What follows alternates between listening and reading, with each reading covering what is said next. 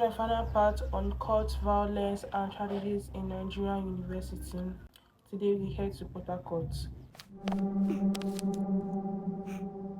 In October 2012, four young students of the University of Port Harcourt, Lloyd, Tekana, Chiadika, and Ugwuna, were brutally lynched in the village of Aluu.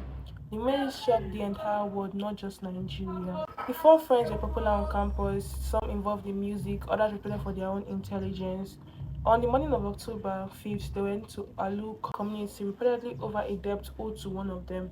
But what happened next turned into a nightmare. Locals accused them of being thieves. Rumors spread around that they were cultists who had come to rob. Without trial, without proof, the boys were surrounded by a mob. What followed was horrifying.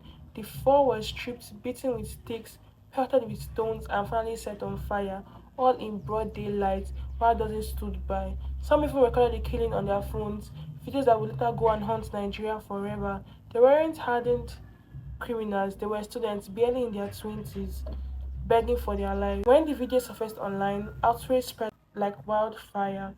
Protests broke out at Uniport, people demanding justice, not just for the boys, but for the system that allowed mob justice to thrive.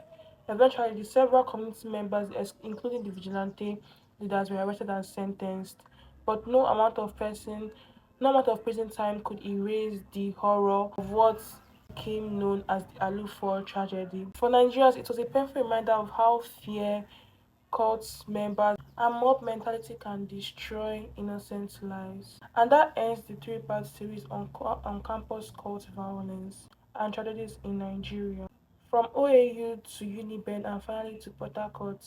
This story shows how dangerous cultism and mob justice can be.